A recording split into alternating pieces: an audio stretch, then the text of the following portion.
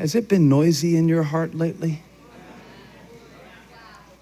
You can't tell the difference of whose voice is this? Is this God or is this the devil? Or is it just my Twitter feed? Is this God? Is this the devil? Or is it just me? Is this faith or is this foolishness? How could a group of people from the same nation be standing at the same foundation and one of them pulling out trumpets and one of them in tears? Trumpets and tears. Trumpets and tears. Both at the same time. Trumpets and tears. She's shouting, come on now. He's sleeping in the same sermon.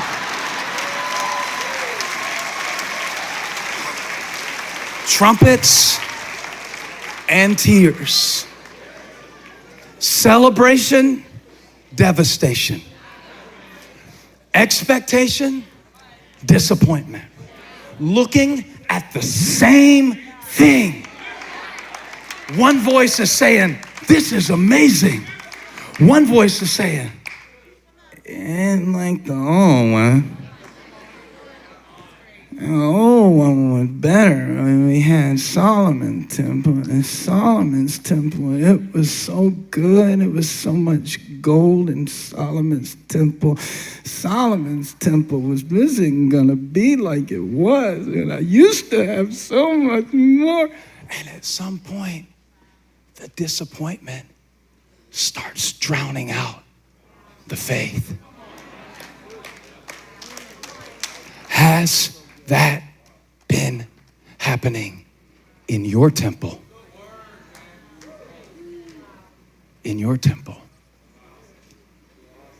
where there's something to celebrate. Oh, by the way, the second R that I want to talk about, because I did remnant last week, and apparently I'm only going to do one this week. It's reference. There is a point of reference that you could come to today in your temple. Now remember, your body is the temple of the Holy Spirit. So when we talk about temples and Solomon's temple, this temple, by the way, it is eventually, everybody say eventually. Put it in the chat if you know how to spell it, eventually. It's eventually gonna be between 2 and 3 times bigger than the one that they're weeping over. But right now, it seems like nothing. You have to be strong in seasons where it seems like nothing, or it will always be what it is right now. And I don't know who needs this medicine, but wishing won't get the temple built.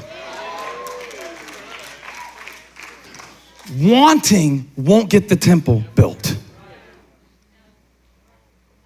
Waiting won't get the temple built. Well, the Bible says, wait on the Lord. I know, I wrote a song about it. I believe that Bible verse too.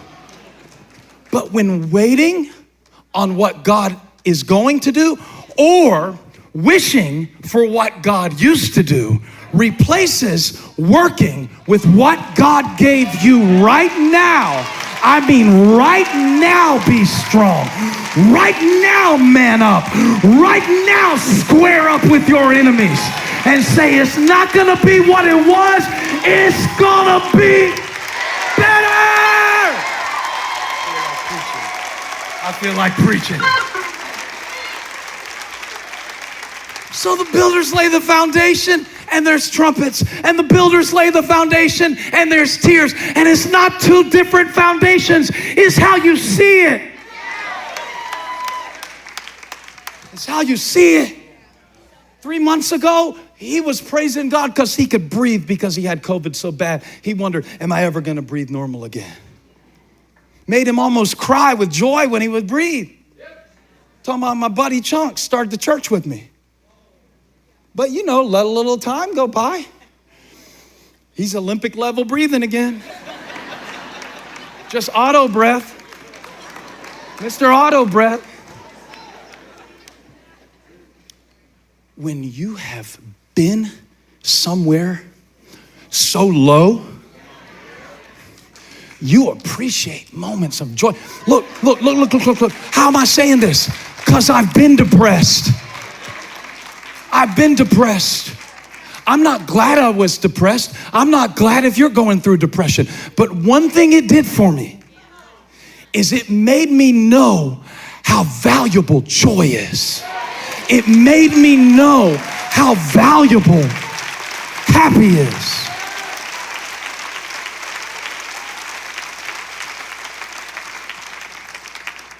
That's the thing about the bottom. That's what shows you where to build from. But the problem is when you stop at the bottom. When you stop at the bottom and go, oh, well, this is the worst thing that ever happened to me. Or this is what I never saw coming. And then you stop building. Do you know that's what the people did for 16 years after Ezra chapter 3? So the first scripture I read you was actually the second scripture. The second scripture I read you was the first scripture, chronologically. So what happened was they started building. The people under 25, really, they would have had to be really old to see Solomon's temple. They would have had to be like 70 and stuff. I'm not saying that's really old, but that's really old. That's a lot of experience. And watch this. Their experience became the enemy of their expectation.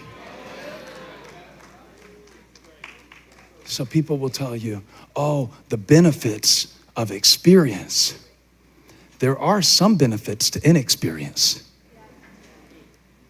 Why do you think Jesus didn't pick Bible scholars to be his disciples?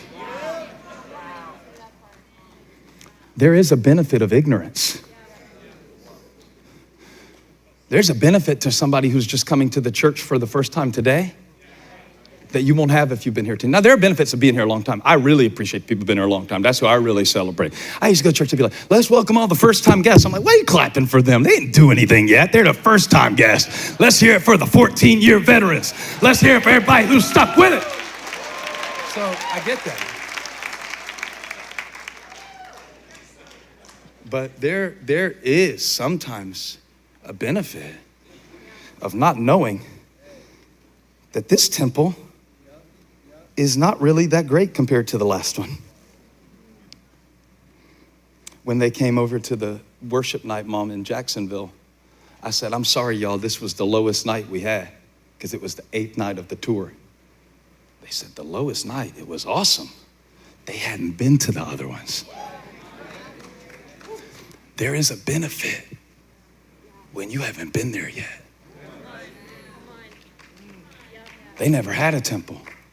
So they got the trumpets out. Ba, ba, ba, ba, ba, ba, ba, ba, ba, ba, ba, ba.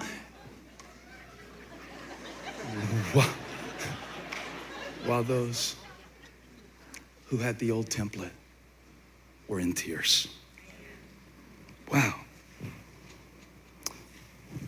One of the nights on tour, I had a real encounter with God, okay? And it was one of those where sometimes God will comfort you, sometimes he will correct you. Sometimes he will comfort you, correct you, and then comfort you again, like a little rebuke sandwich. You ever had the Lord do that? He's very tactful. So I'm out there, and the particular night, all I could see, because we had just done this Elevation Nights worship thing, and I've still been processing it because I don't know how to talk to you about it because there was so much God showed me about our ministry and our future. There were times over the past 2 years where I wondered, have we seen our best days? Because, you know, not everybody's going to come back, and so you're really scared. You're really scared. But I kept going in these arenas night after night, man. And it was powerful because thousands of people will be singing the songs we sing here. Just singing them out. Every single song like it's their favorite. Just amazing. And every song that they were singing was like a scene in my life from when I remember either when we wrote it or when our church sang it or a season it got us through. So it was crazy because there's a soundtrack, like a song like Do It Again. I've Seen You Move the Mountains. And they're watching one movie of how their nephew had cancer and God healed him. And I'm watching another movie, how when they came for me so hard, I was so discouraged. I was like, well, maybe I just give up the church. You know what I mean? Like just being kind of a wimp about the whole thing. But I'm remembering how God strengthened and sustained me. It brings us all to the same soundtrack, but so many different movies. Same foundation, totally different response. You know, I'm listening to a song like Rattle, remembering when I was writing the lyrics on the window of the room in my house where I work out. And I'd send a new lyric over to Chris, and he had a mic set up in his living room because we couldn't be together because of the thing. So he would record the new line and send it to me, and we did that, about 30 times. So when we're rocking to Rattle, I'm not just partying, I'm praising God. Because it went from the window to the worship service. God said, I will open up the window. So I'm up there, live, live, and they're screaming it back, but we're all screaming live for a different reason. Something we didn't think we would survive, but look at you right now. Look at you right now. Look at you, be strong.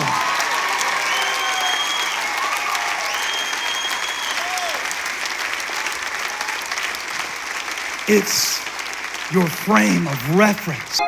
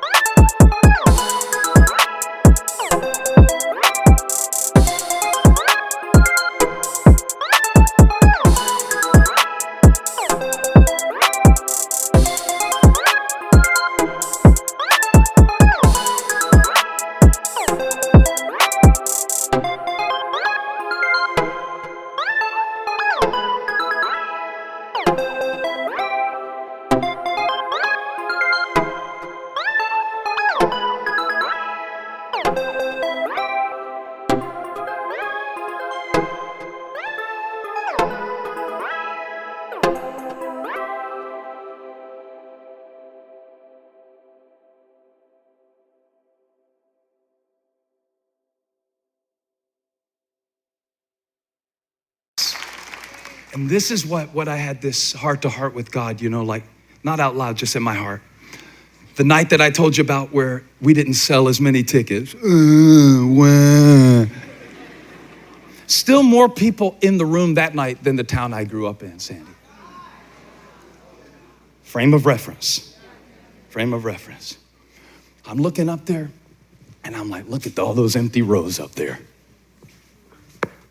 The Lord said this. He may as well have said it in Hebrew and Greek and Russian, because I'm telling you, it was just like a sentence. He said, for almost a year, you preached in an empty room. Now you want to complain about empty rows? That's the devil. That's the devil.